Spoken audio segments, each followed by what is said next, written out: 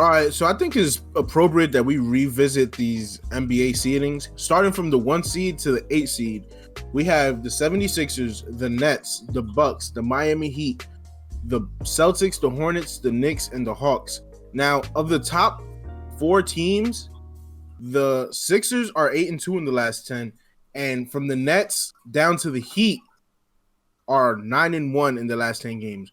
How do you feel about the second half for these Eastern Conference seedings?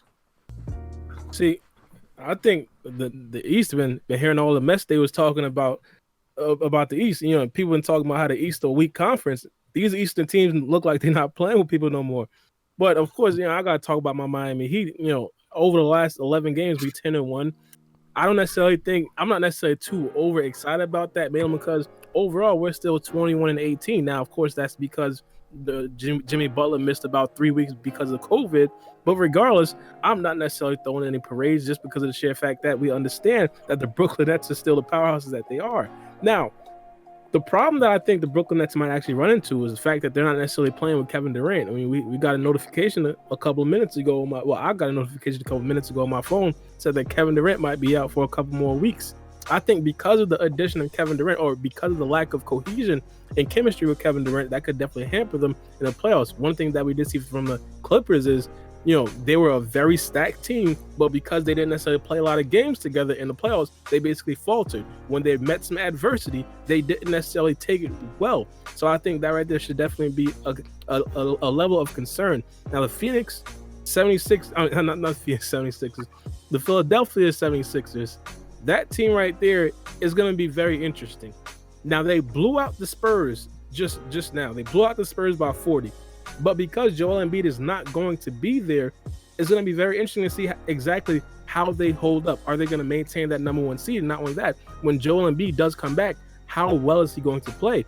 Paul Pierce talked about it on ESPN. He said he needed a full 8 months to actually heal the bone bruise. He even said that he'd rather have broken a bone than actually had a bone bruise. So because of that, I'm not necessarily sure if the Philadelphia 76ers are going to be as good. The Milwaukee Bucks, we know what they bring to the table. They're going to be very good in the regular season. In the playoffs, they're going to flame out. It's going to be it's a reoccurring theme. As far as the play-in games, now this right here is going to be very interesting. We did talk about the Bulls potentially making the playoffs last time. I actually think they're going to be they're probably going to be in the playoffs. The thing that I really like about the Bulls is that they have 2 scorers. They got Lauri Markkanen, which is pretty much taking another step. And of course, Zach LaVine is pretty much damn near the best scorer in the league right now. I know Tyler going to like that praise. So because of that, I think they definitely go in over the New York Knicks if they were actually playing a play-in tournament, and they actually beat the Atlanta Hawks as well. The Pacers are going to be a little bit iffy, mainly because they just got what's his name again? The guy that traded for Caris LeVert. Yeah, they just got Caris LeVert back, so I have to see how the Pacers play alongside Caris LeVert. It's definitely a possibility that the Pacers even go to the 6th seed, and we see the Hornets drop to the 7th seed, and then the Hornets will be in the play-in game. If that's the situation, I think it's a no-brainer. The Bulls should actually be in the playoffs. As far as the Knicks, I mean, the Knicks should definitely, I hope they're going to be in the playoffs, mainly because one thing that I definitely do like about the Knicks is that they have a top 5 ranked defense. So if they continue that defense, I think they should. I think them as well should definitely be in the playoffs alongside the Bulls. But that's pretty much it. I mean, the Bulls are going to make the playoffs. That's 100% guarantee. Confirmed. You heard it here first. It may be an 8th seed, or they could fight with New York for the 7th seed. I don't think Indiana or Atlanta will make the playoffs, and I actually think the standings will stay the same because at this point in the season, everybody knows who they are. Everybody's in rhythm. They already got the game going. But you know how I feel about the regular season versus the playoffs. There's certain teams that they just got to get to the playoffs, and it's a whole new season. Like you said, the Nets are a powerhouse. The thing about Kevin Durant could not play until game 1 of the playoffs at average 30. Just because he's that kind of plug-and-play kind of guy. He's not a guy like James Harden that has to catch rhythm, or a guy like Kyrie that has to catch rhythm. KD could not dribble the ball all game and still give you 30. Like, he's that caliber of a player, and they're the powerhouse. And you hit it on the nose with Joel Embiid in Philly. His availability. backing off of Ben Simmons. They're gonna guard Ben Simmons like they do with Milwaukee and Giannis, which is his same problem. They're gonna put up a wall. So that's why we don't even take those two teams too serious, because until your best player can at least shoot a 15-footer, it really I don't see them going far. So yeah, I mean the standings are gonna be pretty much what they are at this point, but the Nets are still gonna be the heavy favorites with or without KD for the rest of the season. One thing I want to ask you a question, though, Tyler. We see the Toronto Raptors in the 11th seed. Do you think they'll creep up those standings? No, I think the Toronto Raptors are who they are, and once they get ready to trade Kyle Lowry, which will happen, it's inevitable. They'll start that process of the rebuild mode. I just don't see them being able to do that. You know, it's not back in the day when they had DeMar DeRozan and Kyle Lowry, and they would just, get prepared to lose to LeBron in the first round. Like now they're not even. Now they're struggling to even make the playoffs. So, yeah. Mm-hmm. With the Eastern Conference, I feel like it'll stay relatively the same. Maybe the Sixers will drop down a seed or two, but I feel like what's important for the Sixers, just get Embiid healthy for the playoffs and go on a run in the playoffs. Same thing with the Lakers. We'll talk about that soon. You get AD healthy and worry about the playoffs.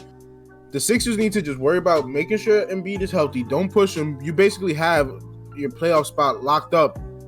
Just keep playing good basketball and you will be in the playoffs. All right.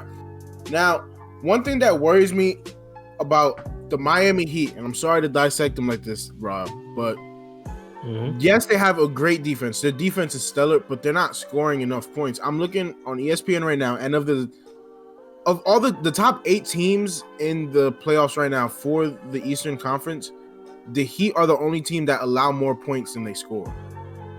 And when you have one of the best defense in the league and you still can't outscore your opponent, I feel like their offense needs to step it up. They're only averaging 106 points a game while they're allowing 107. I feel like if they step up their offense and keep the defense there, there's no reason the Miami Heat shouldn't be a top 3 seed.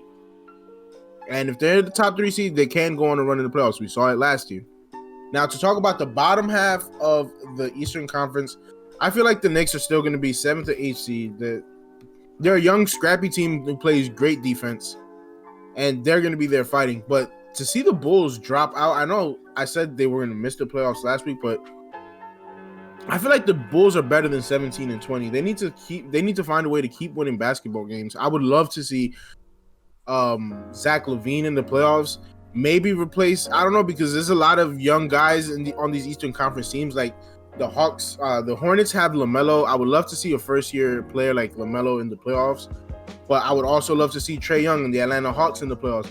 So I feel like this bottom half of the Eastern Conference standings, they don't have a lot of good teams per se, but they have great players on Eastern Conference teams, which I want to see in the playoffs.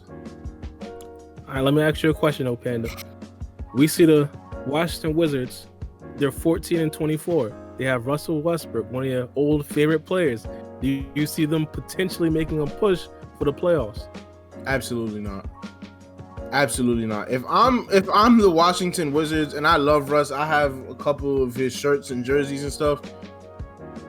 You got to get rid of Russ. You got to try to get something back for him. You got to move him. Now, who's going to make a trade for Russ and that contract and the way he's been playing? I don't know. But if you're the Washington Wizards and you're thinking about your franchise in the long run, you have to find a way to turn Russ into something. How do you turn Russ into something right now? I don't know, but I don't see the Wizards making a run to the playoffs at all. All right. One of the things that we do know about the Wizards is that they're pretty much extremely light when it comes to big men. They could potentially make a move for Andre Drummond. Andre Drummond might look to the Wizards and say, hey, maybe I could play 30 minutes a night. Maybe that could potentially propel them into like the eighth or the 7th seed. You don't see that? Nah, man. Look, the Cavaliers right now are 14 and 24. The Wizards right now are 14 and 24. Andre Drummond is a great player, but if he goes to the Wizards, he'll be the second best player. A team with the second best player as Andre Drummond, that's not a playoff team. Okay. That might not even be an NBA team. That might be a G League. I'm just calling it for what it is, bro. Bradley Beal got to get up out of there, though.